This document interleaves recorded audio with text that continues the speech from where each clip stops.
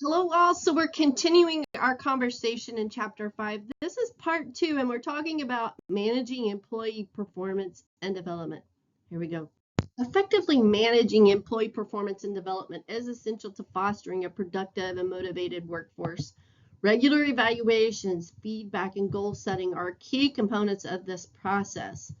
So an employee evaluation typically requires regular assessment.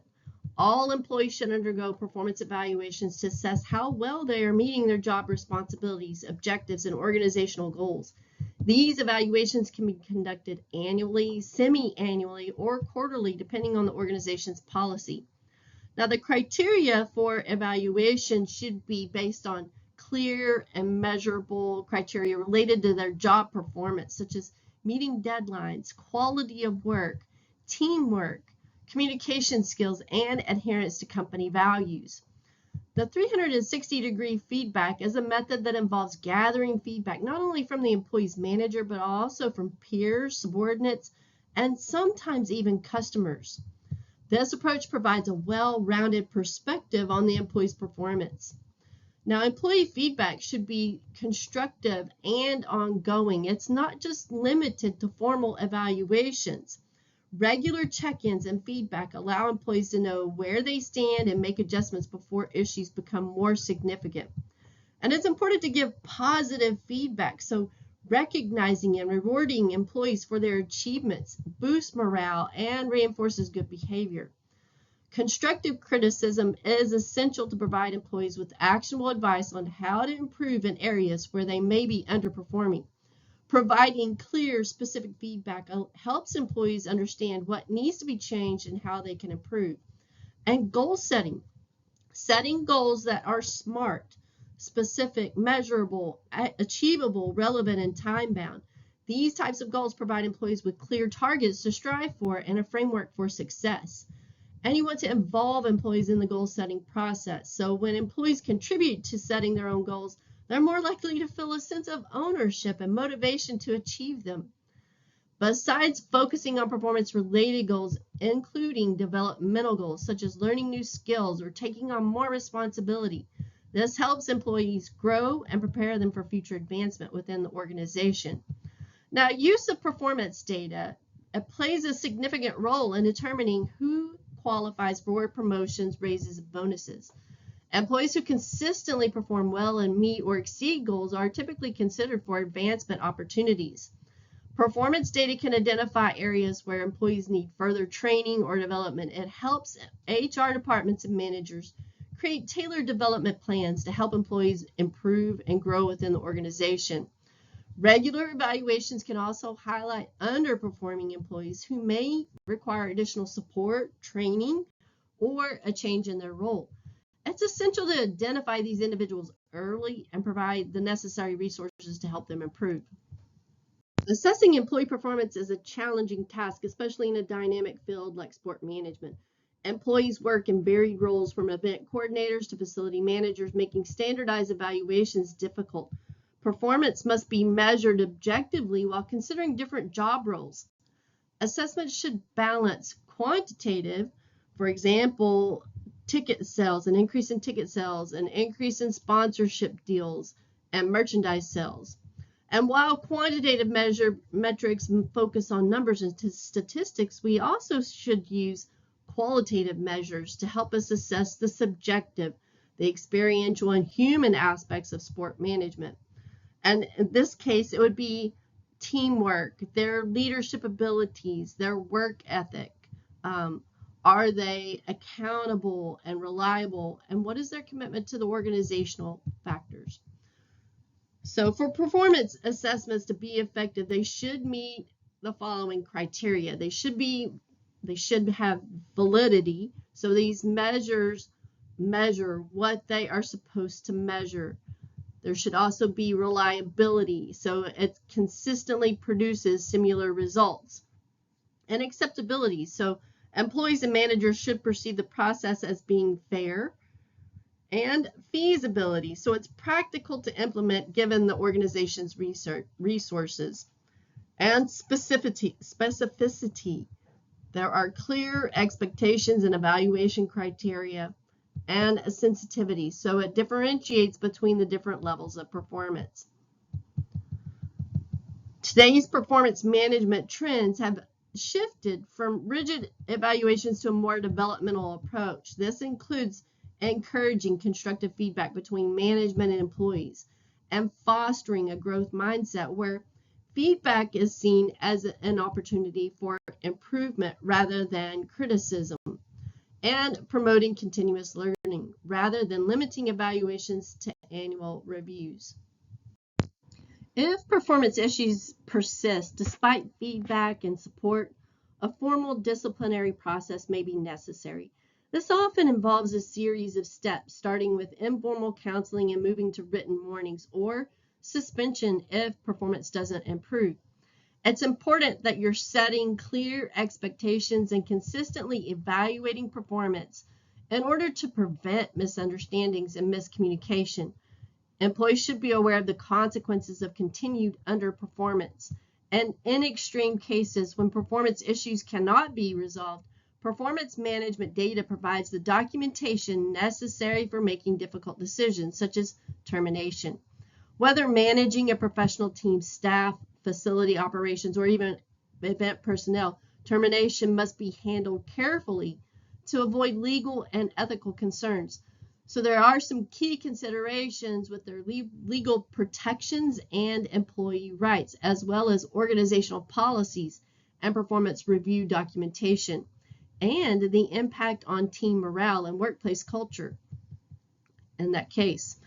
So, in the purpose of progressive discipline, instead of immediate termination, you can use progressive discipline, which aims to correct rather than punish employee behavior. The goal is to rehabilitate employees by providing them with opportunities to improve their performance. Why should you use progressive discipline? It allows employees a fair chance to correct their actions. It minimizes turnover, which can be costly for the organization, and it promotes a culture of accountability and continuous improvement. Now, there are stages of progressive discipline, and in the case, it's important to follow a structured process when disciplining employees. The first stage of progressive discipline is informal coaching talk. So, it's a private discussion to address minor concerns and offer guidance. The second step is an oral warning, so providing a verbal notice that performance must improve. And then a written warning, where a formal document outlining the issue and required corrective actions have been taken. And then fourth stage is suspension, so temporary removal from work if previous warnings were ineffective. And then the final step would be termination if all previous measures failed to correct the behavior. And I would just add, it's really important to make sure that you have your documentation in order in this particular case, and you're talking with your human resource representative and the situation. They're aware of the situation, they have the documentation, and they can help in walking you through that process and guiding you through it. Beyond performance management, employees should have access to training and development programs to build their skills and prepare for future roles. Providing learning opportunities encourages employee growth and helps fill skills gaps with the organization. So providing them the opportunity to go to conferences and network with other people that are in the industry. Helping employees visualize their career progression by outlining potential pathways for growth within the organization. This can serve as a motivation and increase employee retention. Also, assigning mentors or coaches to employees can provide them with guidance and support, further enhancing their development and long-term success. So someone who has been in the organization for a long period of time can mentor someone who is brand new to the organization. Training programs can help employee performance and increase efficiency and ensure that staff members meet the evolving demands of the industry. Some key benefits are it helps employee competence and confidence, and align staff skills with organizational goals while reducing errors and improving customer experience in our sport industry. Before implementing a training program, organizations must assess what skills are needed and where gaps exist. This is done through a needs assessment. So you want to analyze organizational goals and identify the skills required to achieve the organization's mission. Evaluate employee performance. So assess current competencies and areas for improvement. And determine training priorities while focusing on skills that will have the greatest impact. And define training methods and evaluation criteria. So choose appropriate learning formats like workshops or online courses or mentorship, and metrics for success. So training programs should be structured, consistent, and measurable. Common training methods include workshops and seminars where they provide hands-on training for customer service, facility management, and emergency protocols.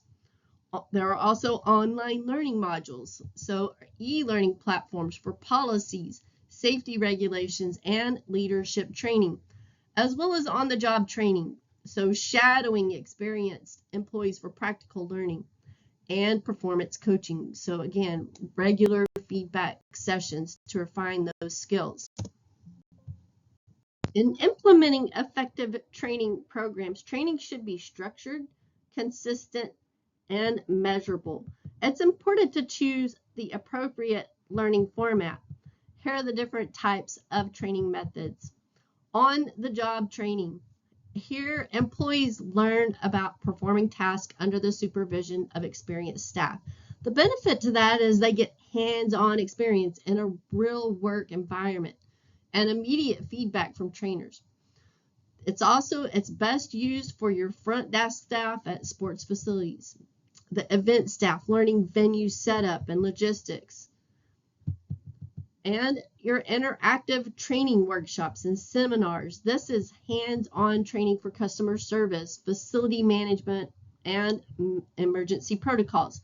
Here you're engaging employees through role-playing, case studies, and discussions. The benefits are that it encourages problem solving and teamwork and allows trainees to apply knowledge in real scenarios. And it's best used for customer service training and sports center and conflict resolution training for event managers. Classroom training is a traditional instructor-led training for groups. Now, the benefits of that is you can train a large number at once and allow for structured learning and direct interaction with those who are leading the training.